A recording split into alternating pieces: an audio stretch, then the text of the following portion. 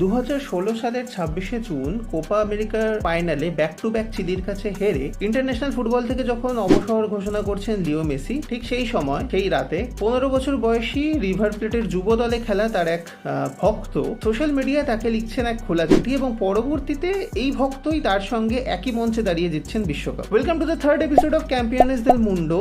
আর আজ আমরা আপনাদের যে ওয়ার্ল্ড চ্যাম্পিয়নের গল্প বলবো তার নামটা আমরা নেব এপিসোডের শেষে। যাই হোক, সেদিন রাতে এই ভক্ত যে খোলা চিঠি লিখছে তার সারমর্ম অনেকটা এরকম যে, লিও প্লিজ তুমি ফিরে এসো। তুমি মাঠে যখন খেলো কাঁধের মধ্যে কি পরিমাণ চাপ নিয়ে খেলো তা আমরা কেউই কল্পনা করতে পারি না। প্লিজ তুমি তোমার খেলাটাকে উপভোগ করো, কারণ তুমি আনন্দ পেলে আমরাও আনন্দে থাকি। যাই হোক, তারপরে আর কি সময়ের চাকা দিয়ে অনেক সময় গড়িয়েছে এবং কঠোর পরিশ্রম করে এই ছেলেটি আর্জেন্টিনার জাতীয় দলে চান্স পায় এবং 2022-এর ওয়ার্ল্ড কাপ স্কোয়াডে সিলেক্টেড হয়। এবার আসি মেইন গল্পে। 2022-এ কাতারের লুসাইল স্টেডিয়ামে মেক্সিকোর এগেইনস্টে আর্জেন্টিনা ডু অর ডাই ম্যাচে মাঠে নামে এবং ম্যাচের ফার্স্ট হাফ যায় গোল শূন্য। সেকেন্ড হাফে স্কালোনি এই ছেলেটিকে মাঠে সাবস্টিটিউট হিসেবে নামায় এবং মেসির ওপরে যে প্রচুর চাপ ছিল এই ম্যাচটা নিয়ে তার কিছুটা হয়তো মাঠে নেমেই এই ছেলেটি ভাগ করে নেয়। 87 মিনিটের মাথায় বক্সের বাইরের থেকে মেসি দুর্দান্ত একটি পাস করে এবং সেই পাস থেকে ডান পায়ে অদ্ভুত একটা বাঁকানো শটে